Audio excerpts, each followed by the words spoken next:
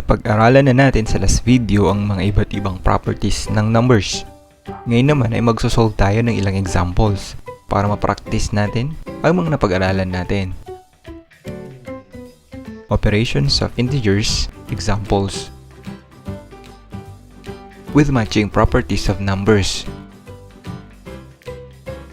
Una, operation of addition having multiple operation. Mamaya makikita mo ang difference. Halimbawa, negative 5 plus 2 plus negative 8 plus the quantity of 8 plus negative 5 plus negative 1. Di ba napag-aralan natin kung anong atake ang una nating gagawin? Di ba ito yun? Ito yung GEMDAS. Ang una daw ay groupings.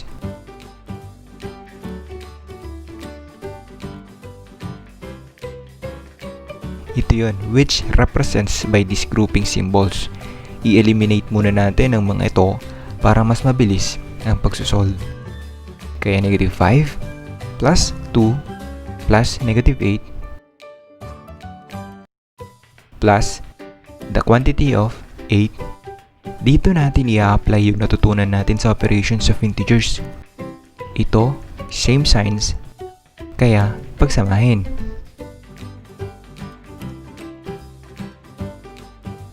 Plus negative 6. Pansin mo tong addition na operations dito? Ngayon, gagamitan naman natin ang properties of numbers, ang distributive property. I-distribute lang natin. Pero mag-review muna tayo.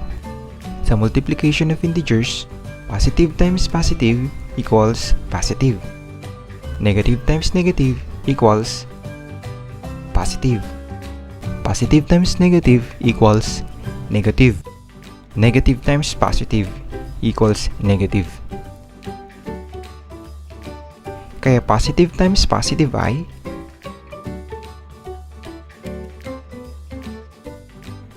kaya negative 5 plus 2 plus negative 8. Positive times positive, positive 8. Positive times negative, negative 6. Wait, may grouping symbols pa. Positive times negative, kaya negative 5 plus 2 minus 8. Dahil dyan, plus 8 minus 6. Anong napapansin mo dito? Di ba napag-aralan na natin ito nung nakaraan? Tama, ito yung tinatawag nating inverse property. Any number added to its inverse will be equal to 0. Kaya i-cancel na natin. Kasi no need to write. Kaya, negative 5 plus 2 minus 6. Pagsamahin ng lahat ng same sign. Kaya negative 11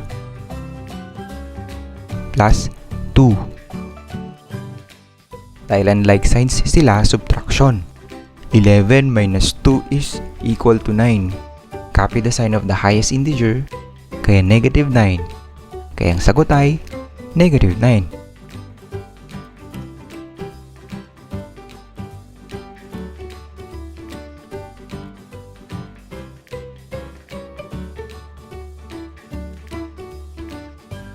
Paano naman kapag subtraction ng operation having multiple operations?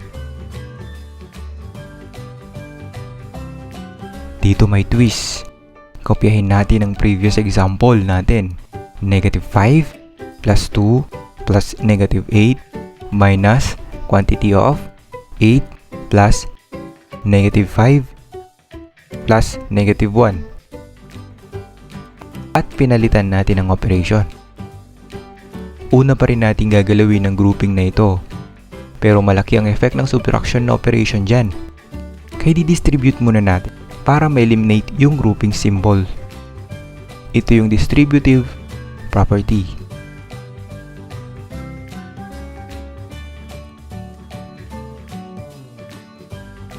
Dito malaki ang role nito. Ito yung multiplication of integer rules. At gamit na gamit dito sa example na to.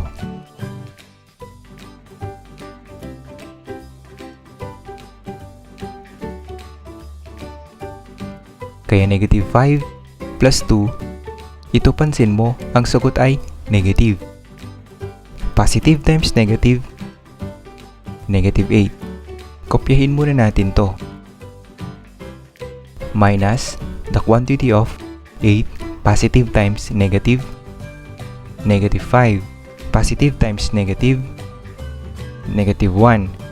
Kaya negative 5 plus 2 minus 8. Dito invisible sign na positive. Rule yan ng math.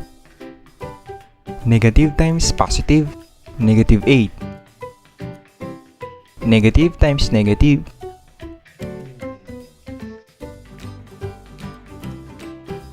negative times negative, positive 1. Ulit. Ang dalawang to ay saklaw ng inverse property. Kaya cancel na natin. 2 minus 8 plus 1. Same sign rule. 2 plus 1 is 3 minus 8 plus 8 is 16. Unlike sign rule, 16 minus 3 is 13. And copy the sign of the highest integer. Kaya ang sagot ay negative 13.